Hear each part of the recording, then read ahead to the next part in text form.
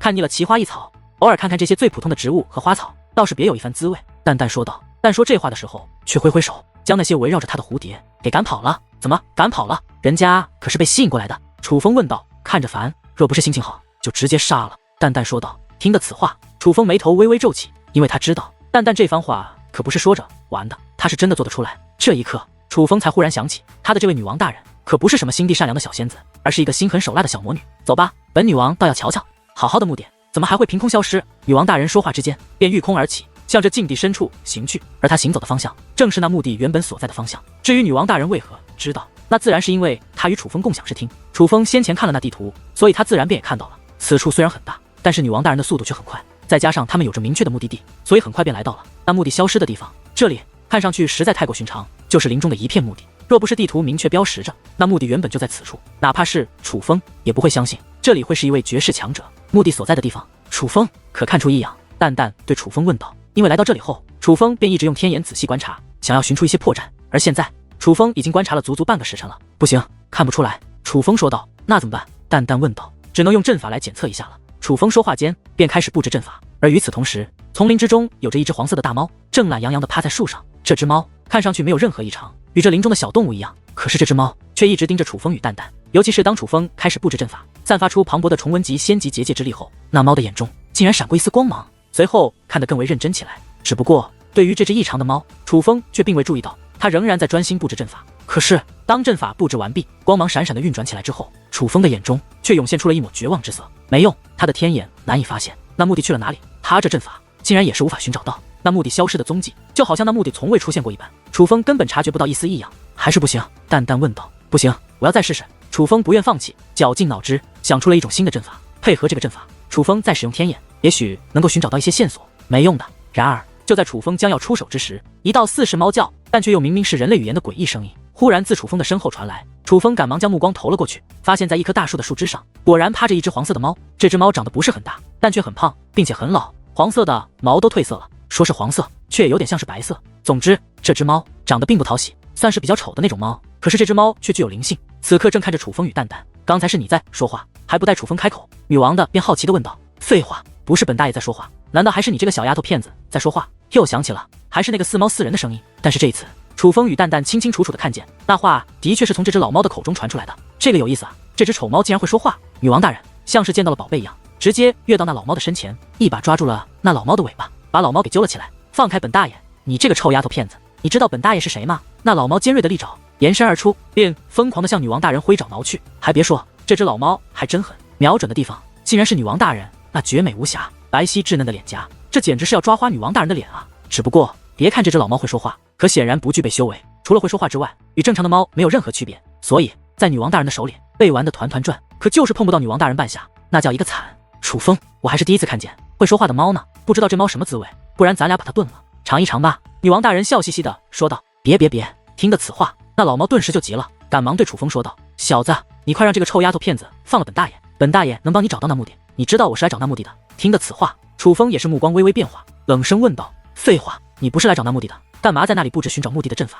老猫说道。你到底是什么东西？楚风问道。先让这个臭丫头片子把本大爷放下来。老猫奋力地吼叫着。见状，楚风冲着淡淡使了一个眼色，而当淡淡将这只猫放下之后，楚风便继续问道。说吧，你到底是什么东西？你怎么会说人话？又怎么会在这里？又怎么会知道那墓地的事？什么东西？快说出来，我怕吓死你。此刻那老猫的嘴角竟然掀起了一抹猫似的微笑，并且那抹笑容很是得意。然而他后面的话还没说出来，淡淡一巴掌便下来了，且狠狠地落在了那老猫的脑袋上。这一巴掌过后，不仅直接将那老猫打趴在地上，并且双眼直冒金星，差点没晕过去。问你话你就快说，少在这废话，信不信本女王现在就炖了你？女王大人恶狠狠地说道。你这臭丫头片子，也就是现在敢欺负本大爷，若是当年本大爷一个屁都能崩死1000个，你不是1000个，是1万个，是1亿一个。老猫很是愤怒地说道。哎呀，还敢吹，看本女王怎么收拾你！女王大人说话之间便要再度出手。淡淡见状，楚风赶忙阻止，并且说话间将那老猫给拽到了身后。不管这老猫是不是知道关于此处的情况，但楚风却知道淡淡绝对可以将这只老猫给一巴掌拍得粉碎。可是现在楚风还不想让这只猫死，也许这只猫真的是能否找到墓地的关键，毕竟有这样一只猫在这样一个地方就已经很是蹊跷了。其实我们并无恶意，只是想问一下关于那墓地的情况，以及你为何会在这里。楚风对那老猫问道。你这小子的态度还算不错，既然如此，那本大爷就告诉你吧，本大爷在这里已经很多年了，但这不是重点，重点是你只要知道本大爷本来很厉害，并且本大爷知道如何找到那消失的墓地就可以了。老猫说道。那请问要怎么做才能找到那消失的墓地？楚风问道。这个很简单，去那里找。老猫指着东南方向的丛林说道。那里。楚风有所疑虑，而此刻那只老猫则是向那个方向走去，指着脚下说道。那墓地就在这里，你最好不要骗我，那里根本什么都没有。楚风说道。楚风这话并非是乱说的，而是他用天眼观察了，而至于这观察的结果，自然是毫无收获，那里根本没有任何异样。小子，本大爷可不会骗你，只是你的结界之术实在太差，以你的结界之术根本不可能找到那墓地。老猫说道。在见识过楚风结界之术后，还敢说他结界之术差的，你还是第一个。丑猫，你明显是不懂装懂啊。淡淡目露湖光，他并不相信这只老猫所说的话，难道不差？若是他的结界之术不差，根本不用我告诉他，他就知道墓地在那里，并且能够将那墓地召唤出来。老猫说道。难道你知道怎么找出那墓地？楚风问道。当然，只要本大爷教你一做阵法，你便可以将那墓地给解开。当然了，本大爷不会平白无故的帮你，你必须答应本大爷一件事才行。老猫说道。什么事？楚风问道。你那有烟吗？老猫问道。烟？楚风颇感不解，看你这个样子也不抽烟，但是烟袋你总见过吧？为本大爷做一个。对了，按照这个尺寸、这个结构、这个样子做。老猫说话间便开始用爪子在地上勾画烟袋的样子以及结构，并且很快便勾画完毕。哟，还有模有样的。见状，就连女王大人也忍不住开口了，因为这老猫画的不仅精致，而且速度还很快，片刻功夫就画完了。而这种事情，莫说是一只猫了，就算寻常的修武者也未必能够做到。从这一点，倒也是能够看出，这只猫还真是非同寻常。小子，发什么愣？快给本大爷做呀！老猫发号施令的说道。你这死猫，真是欠打！见状，女王大人又不高兴了，抬手就要打那老猫，但是楚风却再度拦下。随后只见楚风大袖一挥，一道的仙级结界之力浮现而出后，竟在眨眼之间化作了一个烟袋。这个烟袋很快便化作了实体，根本看不出是结界之力所凝聚，并且无论是尺寸还是模样，几乎与那老猫画的没有任何区别，还凑合。只不过就是这样完美无瑕的烟袋，到了这只老猫手里，却只是获得了这样一个评价：你是界灵师，身上肯定有松灵草，给本大爷拿点出来。老猫再度对楚风发号施令，那个样子就好像他真的是大爷一般。而楚风却也不生气，而是将数颗松灵草取出，递给了那只老猫。老猫将那些松灵草全部摆放在地上，说道：把它们弄干。而楚风则是继续照做，毕竟对于楚风来说，这种事情简直太简单不过，至少比布置阵法还要简单的多。再给我一个乾坤袋。老猫说道。楚风也不吝啬，拿出一个空的乾坤袋给了那老猫。随后那老猫便将乾坤袋系在脖子上，开始将那松灵草的叶子取下，塞入乾坤袋中，最后留下一小撮，塞入了烟袋之中，对楚风说道：点着。楚风手指一点，一缕火花便落入烟袋之中，那松灵草的叶子被点燃之后便升起烟雾，而那老猫便轻车就熟，吧嗒吧嗒的抽了起来，不仅会抽还会吐，那烟雾能从口出，也能从鼻子出，甚至还能被它吐出各种形状。而抽着烟袋，老猫则是眯起双眼，那叫一个享受。此刻楚风越发觉得这老猫不简单了，先不说那抽烟这样子像是一个老手，就说那松灵草本是药材，楚风只知道松灵草的根有用，叶子本是没什么用的，可却根本不知道这松灵草的叶子可以当烟来抽，并且这个味道似乎比寻常的烟还要香上不少。这松灵草啊，药性不大，但是当烟来抽还是勉强凑合的。老猫很是享受的说道。现在可以告诉我怎么找到那墓地了吗？楚风问道。当然不行，你还没答应帮我做事呢。老猫说道。难道这烟不算？楚风问道。当然不算，一个烟而已，你就想知道那墓地的下落，你也太痴心妄想了。老猫鄙视的扫了楚风一眼。那好，你说到底要我帮什么忙？楚风问道。佛光天寺可还在？老猫问道。在。楚风说道。那你到佛光天寺找佛光天寺现任方丈，告诉他们开山祖师虎爷被困在了此处，让他至少给我找到10个龙纹级的仙袍界灵师到这里来救我。老猫说道。还虎爷，明明就是一只老掉牙的破猫，你和虎也差的太多了吧？此刻蛋蛋被逗得咯咯直笑，可是此刻的楚风却是一脸凝重，因为他看那老猫说话的神态以及语气都不像是开玩笑，哼，也不像是撒谎。难道说这位真的是佛光天寺的开山祖师？若是真的，那也未免太了夸张一些。佛光天寺乃是佛教圣地，那里的开山祖师怎么会是一只猫？此刻楚风不由重新打量起这只老猫，可是无论怎么看，它都像是一只寻常的猫，可是它明明很不寻常，至少会说话这一点就已经很不同寻常，这让楚风意识到他根本就看不透这只猫。你真是佛光天寺开山祖师？楚风问道。本大爷从不骗人。老猫说道。那你为什么会被困在这里？楚风问道。还用问吗？自然是为了此处的宝藏。淡淡说道。哼，臭丫头片子，你也未免太小看本大爷了。老猫轻蔑的笑了一声，随后对楚风说道。小子，你若是帮了本大爷，带本大爷出去，定然会让佛光天寺罩着你。就算你说是真的，可我也不能就这样帮你，因为我不确定你说的是真是假，毕竟现在的你毫无修为。楚风说道。那还不简单，我告诉你一些佛光天寺的秘密。老猫无所谓的说道。首先，我对佛光天寺并不了解，其次，我对佛光天寺的秘密也不感兴趣。楚风说道。那你想怎么样？老猫问道。这样吧，你先告诉我怎么找到那墓地，若是你说的方法有用，那我便去为你找佛光天寺的人过来。楚风说道：“那可不行，万一我说了，你不去叫怎么办？”老猫一脸的不相信，尽显老奸巨猾之色。你若是不肯告诉我，那便说明你是在欺骗我。楚风说道：“你是在威胁我？”老猫双眼微眯，盯着楚风，不是危险，而是在等你的决定。楚风也是双眼微眯，露出了淡淡的笑意。此刻，楚风与这只老猫四目相对，谁都不说话。就这样保持了许久。片刻后，老猫终于坐不住了，说道：“罢了罢了，本大爷看你是小辈，就让你先帮你找到那墓地，还别真说。”这老猫说做就做，应了之后，便立刻飞快地跳到了那块空地之上，随后两张爪子一同舞动，竟真的有模有样的开始绘画阵法的布置图。而正所谓行家一出手，便知有没有。当这老猫出手之后，就连楚风也是瞳孔一缩，双眼大亮，甚至就连较为苛刻的女王大人，一双美眸之中也是涌现出了惊讶之色。看不出来，这只猫长得虽然丑，但这阵法倒还真是有点意思。女王大人忍不住夸赞道。而对于女王大人的夸赞，楚风也是不可置否的点了点头。厉害，这阵法的确厉害。这是一种楚风有些看不透的阵法，但是这阵法的结构竟然超出了楚风所掌握的所有阵法，这是一种威力很强的破解阵法，非常难以布置。但这只老猫的厉害之处，就是将难以布置的阵法给刻画的简单了许多。如果说知道这样的阵法，并且能够将布置方法刻画出来，这是他的本事，那么能够让一个原本很复杂、几乎难以布置的阵法变得简单许多，变得可以布置，那么这更是他的本事。而与此同时，在禁地之外，原本待在自己府邸的落霞谷已经来到了落霞谷的另一处禁地，这里乃是落霞谷重要人物闭关修炼的特殊场所。而他之所以迫不及待地来到这里，那是因为徐依依的师尊苏景睿出关了。他想要知道苏景睿是否真的与楚陆阳说过不许对红蝶会出手的话，也想知道他说那些话的时候，执法部的那几位长老是否都在场。真是胆大包天，罪不可恕。忽然之间，落霞谷谷主发出一声怒意滔天的声音。尽管他相信徐依依，相信宁霜长老，甚至相信楚风，可是他也相信李锐的师尊，相信他执法部的长老，所以多多少少心里还是有些怀疑，不能够确定事情的真相。这也是他为何没有当场便严惩李锐的师尊以及执法部那几位长老的原因。可是现在听过苏景睿的话后，已经真相大白，而这个结果是他难以接受的。毕竟他那么信任李锐的师尊以及执法部的那些长老，我真是瞎了眼，才赋予他这么重的权力。这件事是我发现了，若是没有发现的，还不知道他害死了多少人。此刻，落霞谷谷主忽然有一种恍然大悟之感，因为类似今天这样的事情也并非是第一次发生。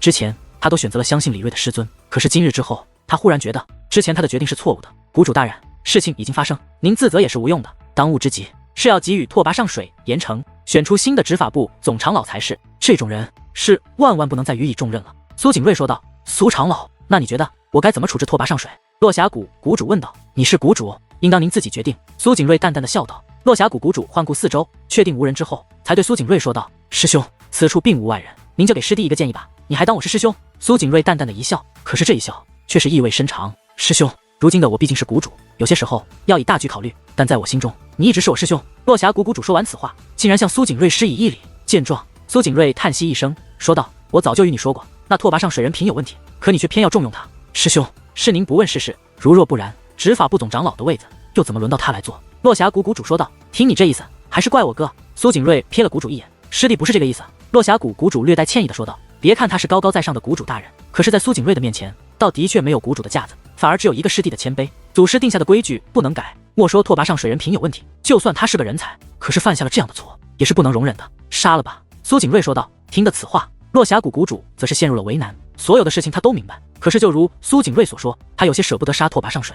这样吧，只要你愿意杀了他，我愿意出任执法部总长老一职。苏景睿说道。师兄，您早这样说不就好了？听得此话，落霞谷谷主顿时大喜，说道。这样，待楚风小友出关，我就立即按照我落霞谷的规矩，将拓跋上水以及他的那些狗腿子全部处死，刚好也能治一治我落霞谷的不正之风。看来你的眼光倒是与依依很像，很看重那个楚风啊。苏景睿笑着说道。还真别说，依依的眼光真是不错，这楚风的确是一个难得的人才，只是可惜不能为我落霞谷所用。落霞谷谷主说道。天赋倒是不错，但是说是人才，未免有些过了。苏景睿说道。师兄，您是一直闭关，还不知道这段时间发生的事情。那楚风在云鹤山上一举成为了仙袍界灵师，一个如此年轻的仙袍界灵师，你可见过？落霞谷谷主说道。竟成为了仙袍界灵师。听得此话，苏景睿也是倍感意外，而且他的结界之术，我是亲眼见过的。我母亲的病已经被他彻底治愈。落霞谷谷主说道。这倒真是一件好事。得知谷主母亲病情痊愈，苏景睿也是面露欣喜之色，说道。这么说来，这个楚风还的确是个人才。谷主大人，不好了！然而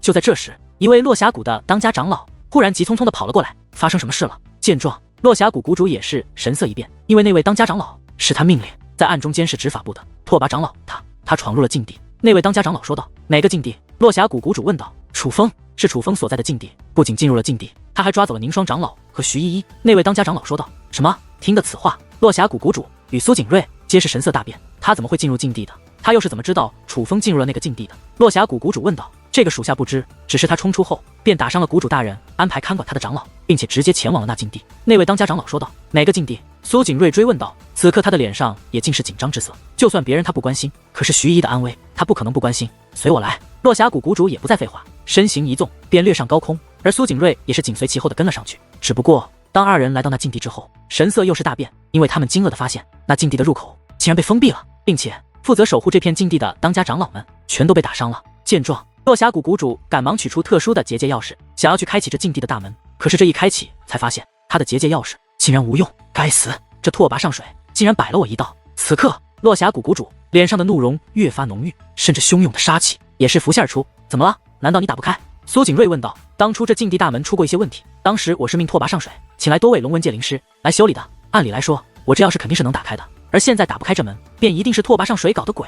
落峡谷谷主说道。就算龙纹界灵师再多，也只是龙纹界灵师，怎么可能修理这样的门？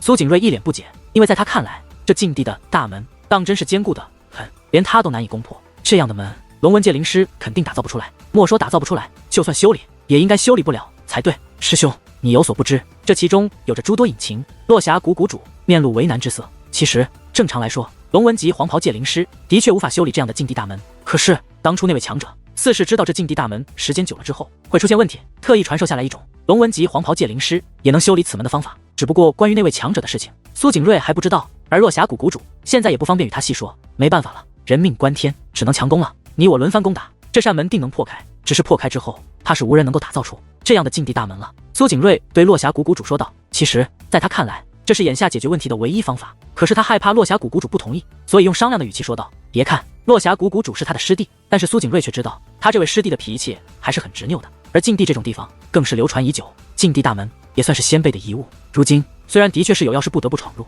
可若要毁坏这禁地大门，他还是怕他的这位师弟不同意，只能如此了。师兄你让一让，我先来。然而令苏景睿感到意外的是，落峡谷谷主不仅没有拒绝他的提议，甚至连犹豫都未曾犹豫，且说话之间便拔出一把红光闪烁的大锤，向那禁地大门砸去。此锤一出，顿时轰鸣响彻，周遭的虚空都被震成了粉碎，天地之间昏暗一片，却有耀眼的红光四下奔腾。此锤之威当真是恐怖，远非半程祖兵可比。因为此锤根本就不是半程祖兵，而是一剑祖兵，一剑真真正正的祖兵。可是就是这样的攻击，却只是让那扇禁地大门微微一颤，而除了这微弱的颤动之外，竟连一丝裂痕都未浮现。由此可见，这禁地之门的坚固程度还真的是非同小可。你们全都给我后退！落峡谷谷主对身后的众位长老说道。其实那些长老就是因为害怕被谷主的余威所伤，此刻已经躲得很远。但是当谷主开口之后，他们便又赶忙向远处行去，因为他们知道他们的谷主大人可能要施展出更强的手段了。地境武技万兽狂风落。果不其然，当众位长老退开之后，落峡谷主手握祖兵，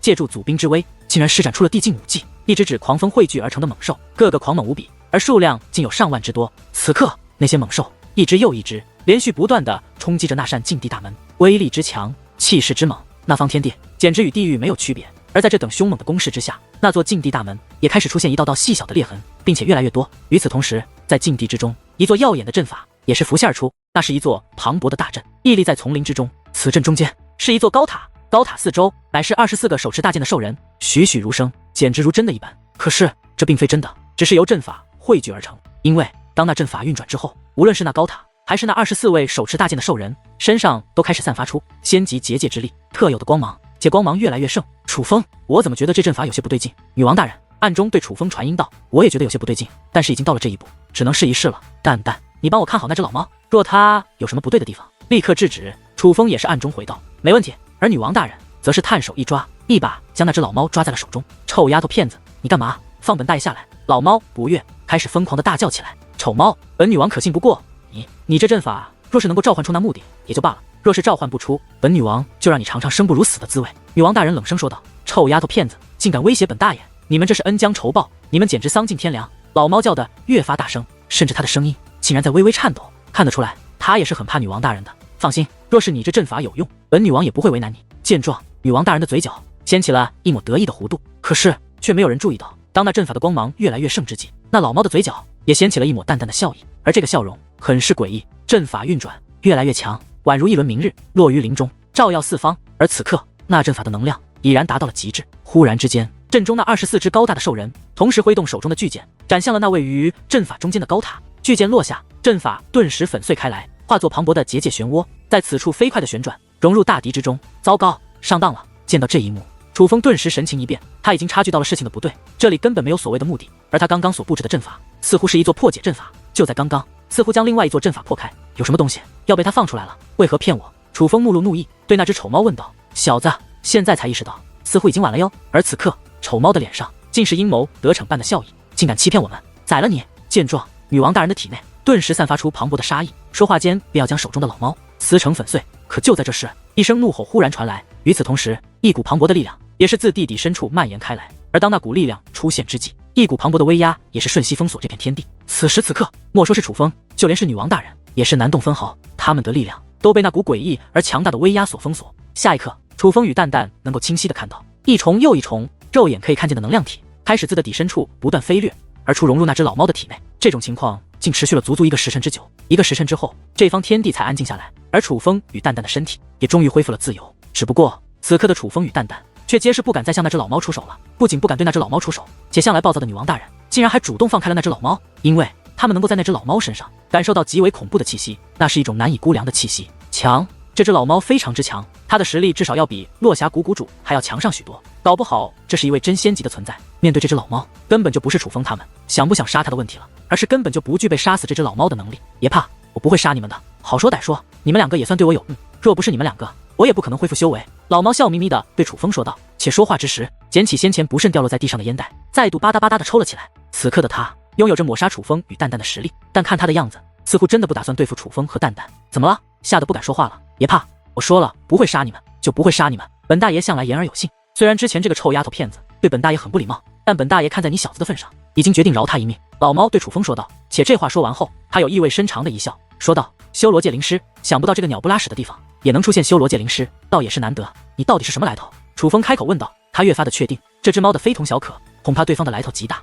哼，说起本大爷的来头，怕是会吓死你。不过这种鸟不拉屎的地方，谅你也没听说过本大爷的事迹，所以本大爷就不与你说了。你只要知道，你刚刚帮了本大爷一个大忙就对了。老猫笑眯眯地说道。战海川大人的目的消失，可是与你有关？楚风问道。当然与我有关，他的目的就是被本大爷盗的。不过本大爷倒是低估了他，一不小心中了他的陷阱。幸亏本大爷身手矫健，只是被封印了修为，可是肉身却得以保存，否则早就飞灰烟灭了。那老猫说道。而他的这番话也终于让楚风知道了真相。你是怎么知道战海川大人的目的就在这里的？楚风继续问道。天下间没有不透风的墙，本大爷想找到战海川，自然便能够找到。不过战海川的确是1号人物，哪怕已经死了多年，可是本大爷还是被他摆了一道，竟然因为一时大意而被他困在这里足足2000多年。若不是你小子出现，本大爷说不定还要被困更久。老猫笑眯眯地看着楚风，话语之中竟真的尽是感激之情。可是面对老猫的感激，楚风则是心生愧疚。事到如今，他已经确定这老猫就是一个盗墓贼。不过这只老猫虽然成功的将战海川的目的给到了，但却也中了战海川布置的阵法，导致修为被封印，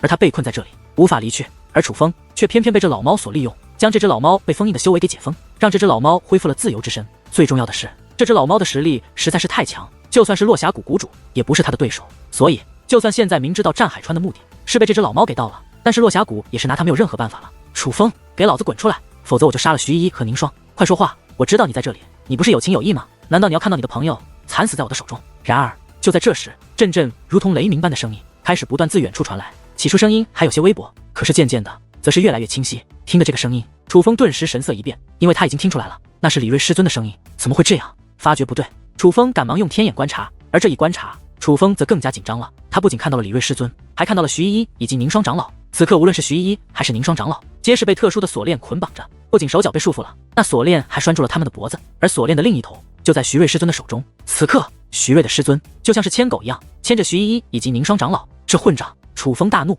便要御空而起，去和李瑞师尊对峙。楚风，不要去，你去只是送死。见状，女王大人则是一把抓住了楚风，劝阻起来。蛋蛋，我不能见死不救。楚风说道。可是你去了也只是送死。蛋蛋说道。而见楚风与蛋蛋竟然争吵，那只老猫则是目光投向了徐瑞师尊的方向，随后笑眯眯地对楚风问道：小子，你似乎遇到了麻烦，需要本大爷帮忙吗？你愿意帮忙？还不待楚风说话，女王大人便赶忙问道：只要你这个小丫头愿意为之前的无礼而向本大爷道歉，本大爷就愿意帮你们解决掉那个小杂碎。老猫一脸坏笑地说：哦，虎爷，先前是小丫头，我不对，还请虎爷不要介意才是。然而那老猫话音刚落，蛋蛋便冲着老猫鞠躬施礼，本以为本大爷就够无耻的了，没想到你这个小丫头片子比本大爷还无耻。此刻老猫一脑袋的黑线，他真没有想到先前还蛮横无比的蛋蛋竟然这么没有节操。虎爷，小丫头已经认错了，你能否帮助小丫头好好收拾一下那个老家伙？蛋蛋继续说着，笑得很甜，简直让人找不到拒绝他的理由。你这丫头虽然很没节操，不过对本大爷的胃口，这个忙本大爷帮了。老猫嘿嘿一笑，随后便扯开嗓门大喊一声：喂，你要找的人在这里呢，你干什么呀？这一刻女王大人顿时就急了，因为他惊愕地发现那老猫不仅向李锐的师尊出卖他与楚风的位置，并且那老猫还在暗中用自己的威压束缚住了蛋蛋与楚风。此刻楚风与蛋蛋根本就是难以移动，只能等着李锐的师尊过来。这种情况下，莫说是女王大人，就连楚风也不知道这只老猫究竟卖的什么关子，他到底是真的要帮楚风他们，还是要坑害楚风他们了？毕竟之前楚风他们已经被这只老猫骗过一次，而就在楚风与蛋蛋还没有搞清楚状况之际，那李锐的师尊已经闻讯而来，且落入了丛林之中。楚风，我终于找到你们了。而见到楚风，李锐师尊的老脸顿时变得异常恐怖，那个样子简直就恨不得要将楚风给活活吃掉。楚风，你快逃啊！而与此同时，徐依依则是赶忙劝楚风逃脱。逃？他们两个现在别说逃，连走都走不掉。就在这时，老猫则是开口说道，且说话之时还悠闲地抽了一口烟袋，那叫一个从容，那叫一个自在。你是谁？当看到一只丑陋的猫居然会说话之后，莫说是徐依依以及宁双长老，就连李锐的师尊也是吓了一跳。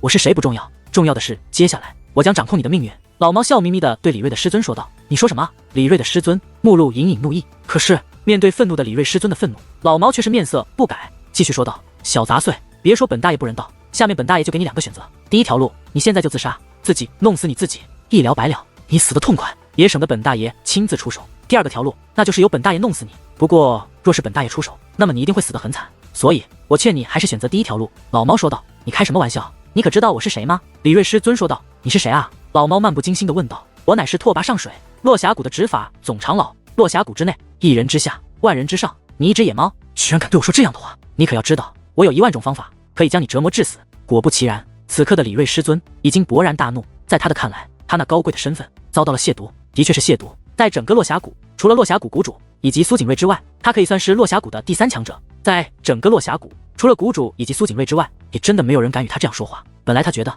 今日抓到楚风，楚风必死无疑，杀徒之仇必将得报，但是没有想到半路上居然跳出一只野猫，这野猫还对他大言不惭，这当真是让他无法忍受。事实上，莫说李锐师尊一脸吃惊，就连徐依依以及宁双长老也是一脸吃惊，他们实在想不通，一只野猫哪里来的胆子，敢与李锐的师尊说这种话。此刻只有楚风与蛋蛋默不说话，因为他们二人很清楚，这老猫的确有着与李锐师尊这样说话的资本。看来你是选择第2条路了，老猫淡淡的说道。不给你点颜色瞧瞧，你还真是不知道我的厉害。李锐的师尊怒喝一声，面对老猫的一再的轻视，面对老猫一再的挑衅，他出手了。7品5组的威压已经施展而出，在场之人几乎都感受到了一股致命的威胁，尤其是眼下他那威压可不只是威胁那么简单，而是汹涌的掠向老猫，要将老猫轰成碎片。可是那老猫却是面色不改，只见其眼眸闪烁，忽然一抹寒光掠过，而下一刻一股极为强大的威压便自老猫的体内散发开来，那股气息已经出现，顿时就与李锐师尊的威压产生了鲜明的对比。如果说李锐师尊的威压乃是汹涌的江河，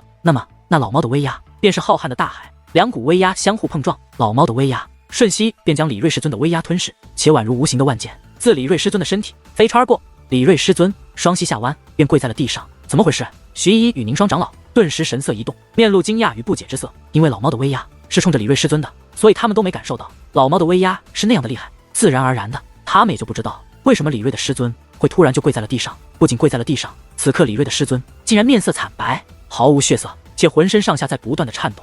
怎么会这样？怎么会这样？李锐师尊像是受到了巨大的惊吓，喃喃自语，居然敢对本大爷出手，本大爷今日就让你知道什么叫做求生不得，求死不能。老猫话带怒意的说道。大人手下留情。这位大人，求你手下留情，是小的有眼无珠，是小的有眼不识泰山，求大人手下留情，给小的一个机会。忽然间，李锐师尊竟然开始叩头求饶，可能是为表诚意，所以他非常用力。当他磕头之际，甚至能够听到当当的声音，土壤翻飞之际，头破血流，甚至掀起了道道涟漪。堂堂落峡谷的执法总长老，先前的霸气已然不在，此刻他所展现的只是渴望活命的卑微。徐依依与宁双长老嘴巴微张，目光闪烁，无处不透露着他们的惊讶以及不解，他们已经被眼前所发生的一幕给彻底弄糊涂了。可是李锐师尊却根本不管徐依依是怎么看他的，此刻不断的用力磕头，且不断的说着求饶的话，已经把自尊彻底放下了。路你已经选了，可就没有回头的余地了，准备接受本大爷的惩罚吧。可是面对李锐师尊的求饶，老猫竟然无动于衷，只见其探出一根指甲，对着李锐师尊那么一点，一道金光便飞掠而出，进入了李锐师尊的体内。呀！下一刻，李锐的师尊便发出了凄厉无比的惨叫声，哀嚎、痛苦、悲惨，响彻于这片天地。看到这样的李锐师尊，哪怕是楚风也是神色微变。他看得出来，李锐的师尊此刻的确在承受着常人所难以承受的痛苦。而至于徐依依与宁双长老，更是瞠目结舌，目瞪口呆。尤其是徐依依，一张小嘴，张得溜圆。事到如今，就算他们再傻，可也能够看得出来，他们眼前这只又丑又老的猫，可非寻常之辈。可是，在落峡谷的禁地，怎么会忽然出现这样一只猫？种种不解与疑问依旧在他们心中盘旋。而经过一番悲惨的哀嚎之后，李锐师尊的声音也开始变得虚弱。就这样，当他足足哀嚎了半个时辰之后，终于彻底没了声音。虽然肉身完好，可却已经死得不能再死。真弱，居然只支撑了半个时辰。见李锐师尊死后，老猫一脸失望地说道：“听得此话，莫说是徐依依与宁双长老，就连楚风与蛋蛋也是一脑门子的黑线。虽然李锐师尊的肉身并未受到重创，但是单从李锐师尊那痛苦的哀嚎声以及临死之前的肢体动作，他们便能够猜想得到，那是一种怎样的折磨。那是对灵魂的折磨，而那种折磨往往是比对肉身的折磨要难以承受100倍、1000倍，甚至万倍。先前李锐师尊那位堂堂7品无祖，连嗓子都喊哑了。由此可以推断，那种痛苦当真是无法忍受的，换做谁都扛不住。可是这只老猫居然这样说，可想而知，这是一只多么凶残的猫。楚风，收拾完了这个家伙，也该收拾你了。虽然你放出了本大爷，但本大爷可不会报答你什么，因为本大爷向来就是恩将仇报的主。就在这时，那老猫的嘴角忽然掀起一抹诡异的弧度，随后探出指甲，对着楚风一指，一道金光便飞掠而出，射入了楚风的眉心之中。那光芒进入楚风的体内，顿时传来一阵奇异的波动，下一刻便发出了如同李锐师尊那般凄厉的惨叫。凄厉的叫声响彻开来，楚风顿时双手抱头，跪倒在地，随后便开始连连翻滚。那种痛彻心扉的感觉，单是用看的都让人感到心疼。你这个混账东西，本女王要将你碎尸万段！见老猫竟对楚风出手，女王大人顿时大怒，说话间磅礴的暗黑色气焰散发而出，便向那老猫攻了而去。哼，你还是给我闭嘴吧！区区修罗界灵而已，其他人怕你，本大爷可不将你放在眼中。然而，对于女王大人的攻击，那老猫却是轻蔑一笑，手都未抬，只是意念之间，一层磅礴的威压便飞掠而下，覆盖住了女王大人。女王大人站在原地，并未受伤，可却是脸色大变，她已经没有办法动了，甚至连半句话都说不出来，已被老猫彻底束缚。你们给我听好了，赖战海川的目的以及他留下的宝藏都被本大爷盗走了。落峡谷的人若是心有不爽，大可以来找我报仇。不过我不妨告诉你们，本大爷最记仇，只要你们落峡谷敢有一个人来找本大爷的麻烦，本大爷必然要你落峡谷上上下下满门皆灭，片甲不留。老猫狠狠地说完这番话后，便身子一晃，消失不见。虽然只是简单的一番威胁的话语，可是却让徐依依以及宁双长老脸色苍白，满头大汗，甚至就连二人的身体也是开始无法自控的颤抖起来。恐惧在老猫说那番话的时候，他们都感受到了老猫的恐怖，那是一种凌驾于落峡谷谷主以及苏景睿之上的恐怖，甚至是他们有生以来所感受到的最恐怖的一幕。在那一瞬间，他们仿佛看到了落峡谷生灵涂炭的场面，所以他们坚信那只猫所说的话绝非玩笑。而就在这时，楚风惨痛的哀嚎却越发的响亮起来。虽然老猫走后，女王大人恢复了自由，可是楚风的痛苦却是不减反增。楚风见状，女王大人赶忙跑到楚风的身边，可是无论他怎么做，都无法缓解楚风此刻的痛苦。楚风，你怎么了？你这是怎么了？被楚风的惨叫惊醒后，徐依依也是一脸的紧张。宁双长老，快去找谷主大人，快让他们救救楚风！徐依依对宁双长老说道，急得眼泪都流了出来。好，我这就去，我这就去。楚风小友，你再撑一撑，再坚持一下。惊慌之下，宁双长老也是赶忙离开。而与此同时，在禁地之外，为了破开那禁地大门，苏景睿正在不断施展禁忌武技，轰击着那座禁地大门。苏景睿手持一把与落峡谷谷主一模一样的巨锤，但是那又明显不是同一件兵器。可毋庸置疑的是，这同样是一件真正的祖兵，散发着无穷的威力。再配上苏景睿那凶狠的禁忌武技，让这方天地化作了混沌一片，看得众位长老们触目惊心。尤其是看一看站在苏景睿身后的谷主大人，他们的心中更是有了复杂的情绪。此刻的落峡谷谷主面色很是难看，气息更是虚弱的很。他先前为了轰开那座禁地大门，实在是消耗太大，所以才换成了苏景睿来出手。可是哪怕如此，那座禁地大门却依然没有损坏，虽然已经伤痕累累，可是若要彻底将其粉碎，恐怕还要一段时间才行。这些当家长老们都很怕，害怕这两位落峡谷的支撑者因为破开这一道门而元气大伤，可是他们又不敢说明，因为这两位都不是冲动之人，他们既然愿意不惜一切代价来轰开这门，就一定有他们的道理。然而就在这时，忽然一声巨响传来，那禁地大门终于粉碎开来。可是这一刻，在场之人没有一个面露喜色，甚至脸上皆是涌现出了惊恐之容。无形的威压充斥这方天地，虽然看不到，可却能够感受得到，就像是一位死神悄然之间降临了一般。就连天气都被这股无形的威压所影响，乌云滚滚，雷鸣阵阵。那股威压并非是落峡谷谷主的，也不是苏景睿的，因为他们二人包括在场的当家长老都很清楚，他们根本就不具备这样的实力，更散发不出如此强力的威压。再加上那股威压是由那儿外压迫而出，是那股威压将禁地大门粉碎，所以几乎所有人都下意识地觉得是有一个恐怖的存在自禁的之内出来了。可是禁地之中又怎么会有着这样一位恐怖的存在呢？而就在这时，天地之间红光乍现，滚滚翻腾，宛如血气一般弥补天空。看着那血色的气焰，人们能够仿佛闻到浓烈的血腥之气，甚是恐怖，甚是阴森。而在那血色的气焰翻滚之际，那无形的威压也是化作了有形，最终红色的气焰化作了一张血红色的巨脸。那具脸色遮天蔽日，目光森森，面容扭曲，简直就像是一个魔鬼的脸，丑陋、狰狞、阴冷、霸道，寒意逼人。此刻那脸张开大嘴，露出尖锐的獠牙，夹带着阵阵刺耳的低吼，向众人吞噬而来，似要将在场之人一口劲全部吞入腹中。那究竟是什么？看着那恐怖的巨脸，在场的每个人都慌了，就连落峡谷谷主以及苏景睿这两位堂堂八品五祖的存在，也是目露惊恐之色。因为不管是谁，在这恐怖巨脸的面前，在那尖锐獠牙的面前，都只有一种感觉，那便是无力。死亡的气息从未如此之近，可当他真的来到的时候，却又根本无力抵抗。难道今日便是我落峡谷的结束？落峡谷谷主面露绝望之色，不是他没有骨气，更不是他不想反抗，只是此刻的他根本连反抗的力气都没有。在场的每一个人都如同石化了一般，失去了战力，只能眼睁睁地看着那索命的巨口向他们吞噬而来。然而就在所有人都觉得自己必死无疑之际，那宛如魔鬼一般的巨脸竟忽然化作漩涡，滚滚翻腾，最终消失于天地之间，不见了。不仅那恐怖的巨脸不见了，就连先前那种令人窒息的感觉也随之不见。破碎的虚空开始愈合，天地间很快恢复了安宁，就仿佛什么都未发生过一般，与先前一样平静。可是人们的内心却难以平静，因为他们都很清楚，先前那恐怖巨脸吞噬而下的巨口根本就不是一张简单的口，而是鬼门关，只要他们被吞入其中，便绝无生还的可能。谷主大人，刚刚那是什么？有当家长老斗胆问道。且说这话的时候，声音中还夹带着颤抖之音。我也不清楚。落峡谷谷主摇了摇头，他是真的不清楚。其实这也是他在思考的问题。可是谷主大人，这禁地之中怎么会出现如此恐怖的东西？这到底是怎么回事啊？仍有许多长老追问着，因为先前的一幕实在太过凶险，不仅事关他们的个人安危，更是关乎整个落峡谷的安危。他们当真是想知道真相。谷主大人已经说了，他不清楚。难道你们听不懂话？就在此刻，苏景睿怒喝一声，而这一声之后，那些当家长老都是闭上了嘴巴，没有人敢再多问半句。虽然他们都很关心落峡谷的安危，可是他们也知道自己先前的确是越权了。谷主不想说，他们没资格多问。谷主大人，不好了！而就在这时，宁霜长老则是急匆匆的自惊的之中跑了出来。宁霜见到宁霜长老，落峡谷谷主也是神色一动，与苏景睿一同迎了上去。谷主大人，长老大人，请您随属下进去。楚风小友他快不行了。宁霜长老说完此话，便赶忙转身带路。什么？而听得此话，落峡谷谷主顿时面露紧张之色，跟着宁霜长老便进入了禁地之中。而在进入禁地之后，宁霜长老则是将事情大概的经过告诉了落峡谷谷主以及苏景睿。当得知李瑞师尊已死后，都很吃惊。而当得知苏景睿师尊竟然死于一只老猫的手中之后，他们更是感到吃惊。尤其是当他们知道那神秘的老猫居然还说他到了战海川的目的，还威胁了徐依依他们，甚至用某种手段折磨了楚风。落峡谷谷主以及苏景睿顿时就想到了先前冲出禁地的那张宛如魔鬼一般的巨脸，他们都觉得宁霜长老口中的老猫很可能就是那巨脸的制造者。他是在故意向落峡谷众人示威，就像之前告诉宁霜长老与徐依依的一样，他想用示威的方式告诉落峡谷的众人不要去招惹他，否则他灭掉落峡谷不过是一件很简单的事情罢了。我落峡谷的禁地内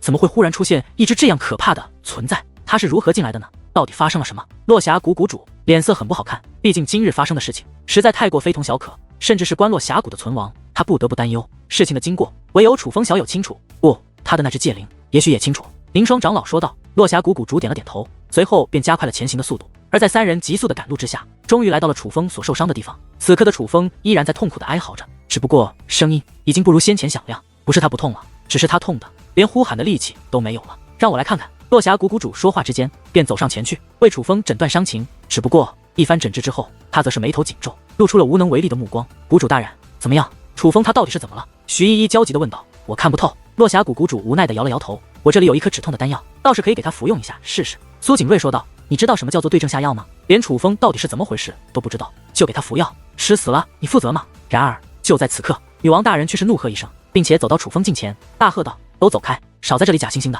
别以为我不知道你们怎么想的，还不就是想知道那只丑猫到底是怎么回事吗？你们若想知道，就等楚风醒来自己问楚风去，但若楚风醒不来，你们什么都别想知道。女王大人此话一出，落峡谷谷主与苏景睿包括宁霜长老都是眉头一皱，他们都听出了女王大人的意思，那就是楚风若安好也就罢了，楚风若是出了什么事情，女王大人半个字都不会与落峡谷的人说，他们什么都别想知道。虽然女王大人态度恶劣，但是他们却又很难去怪女王大人，毕竟女王大人乃是护主心切。忽然之间，女王大人的体内忽然散发出磅礴的暗黑色气焰，只不过这一次的暗黑色气焰与以往的很不相同，没有了那种狂放霸道，竟然有着一丝温暖之意。那些气焰散发而出后，便将楚风覆盖，且开始渐渐地融入楚风的体内。而在下一刻，那本痛苦无比的楚风竟然减缓了痛苦之色，就连哀嚎声也停止了。他竟然能够减缓楚风的痛楚，这便是修罗界灵吗？当看到女王大人所展现的手段之后，就连落峡谷谷主以及苏景睿也是神色一动，目露惊讶之色。他们都看得出来，女王大人是在为楚风疗伤。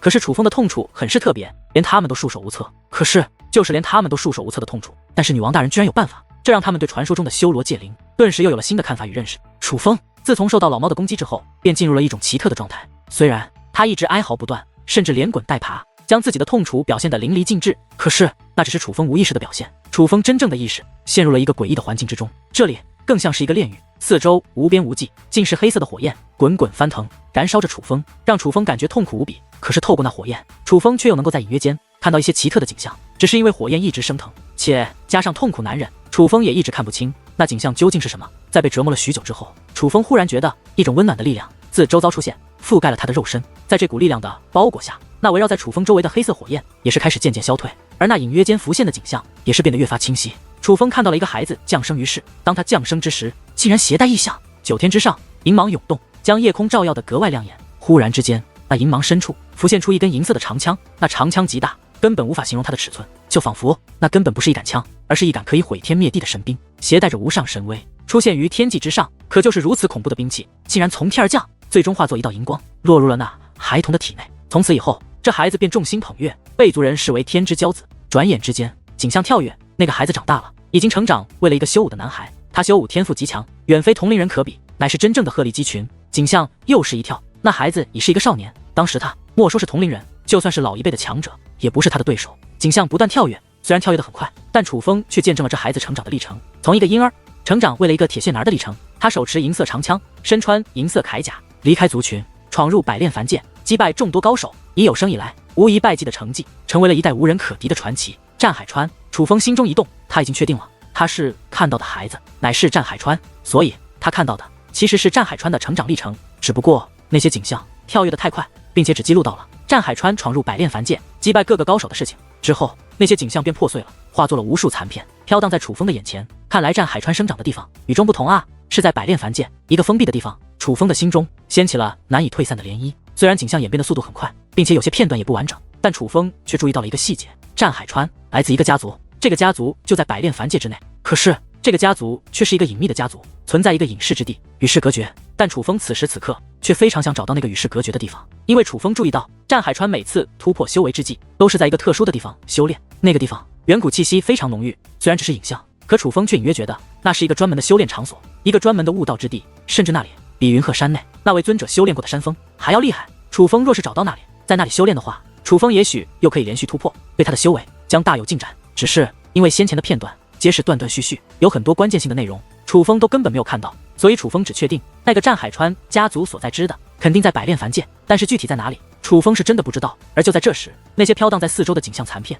竟然开始向楚风奔涌而来，最终纷纷掠入楚风的脑海之中。只不过哪怕那些景象残片全部掠入楚风脑海之后，楚风的脑海也并没有得到什么特殊的讯息，但楚风却觉得这些景象残片不会无缘无故掠入他的脑海，也许这和战海川或者战海川的家族有着一定的联系。而就在下一刻，楚风四周的一切开始渐渐消退，楚风的四周变成了漆黑一片，楚风的耳朵开始听到一些声音，甚至身体能够感受到熟悉的气息，那是淡淡的气息，淡淡就在他的身旁。楚风意识到自己的眼睛其实是闭着的，于是便睁开双眼，果然他发现自己此刻正躺在一张特殊的床上，这是一张专门用来疗伤的床，不是很大，却很舒服。而蛋蛋就坐在床边，趴在自己的身旁，此刻已经睡着了。蛋蛋看到此刻的蛋蛋，楚风顿时心生一抹酸楚，淡淡的睡姿很美很甜，很是惹人怜爱，属于看上眼就不由自主想去心疼的姑娘，可是却也很虚弱，小脸很是苍白，气息更是微弱的很。此刻的蛋蛋与其说是睡着了，反而更像是一种昏迷状态。楚风不知道究竟发生了什么，但他却意识到蛋蛋应该是受伤了，颇重的伤。楚风小友，你醒了。而就在这时，一个熟悉的声音忽然传来，是落峡谷的谷主大人。不仅是他，苏景睿也从房间外走了进来，看样子他们两个似乎早就在房间外面守候了。楚风之前隐约间听到的声音，似乎就是他们两个谈论的声音。谷主大人，苏长老。楚风说话间便从床上掠下，对二人施礼。落峡谷谷主都先暂且不说，苏景睿当日在红蝶会总部可是真的救过楚风一命，所以别看与苏景睿交情不深，但对于苏景睿楚风还是非常尊敬的。楚风小友，你大病初愈，不要多脸。见状，落霞谷谷主说道：“看样子，楚风小友已经并无大碍了。”苏景睿也是笑着说道：“两位前辈放心，楚风已无大碍，只是两位前辈，蛋蛋他是怎么了？为何他会如此虚弱？”楚风关切地问道。他并不关心自己为何会躺在这里，也不关心他陷入半昏迷状态之际究竟经历了些什么。眼下他最关心的乃是蛋蛋为何会如此虚弱。蛋蛋可是这只修罗戒灵？落霞谷谷主问道。正是。楚风点头道。楚风小友，你被禁地那只怪猫袭击了，你可还记得？落霞谷谷主问道。记得，只是他出手之后我便失去了意识，后来发生了什么我并不清楚。楚风说道。那就对了，那只怪猫将你打伤，你一直惨受折磨，而面对你所遭受的折磨，我们却皆是束手无策。我曾为你诊断过，若是放任你不管，你可能是要死的。幸亏是你的这只修罗戒灵，他用自己独有的手段为你缓解了伤痛，不过那手段似乎对他也有损耗。你的伤痛缓解之后，他也变得异常虚弱，而将你带到这里之后，他又一直在你身旁守护。这一守就是足足半个月，半个月的时间，他连眼睛都没眨一下。其实他也是刚刚才睡着的。落霞谷谷主说道。而听到这里，楚风终于明白事情的经过，原来自己能够克服那黑色火焰燃烧之痛，并非是因为自身体质好，而是因为蛋蛋出手了。那股柔和的力量是蛋蛋散发而出的。得知事情经过，楚风再看向蛋蛋，看着那张美丽的脸颊、憔悴的脸庞，楚风的心中则是更痛了。那种心疼当真是让人难以忍受。蛋蛋，看来你又救了我一次，我又欠了你一个人情。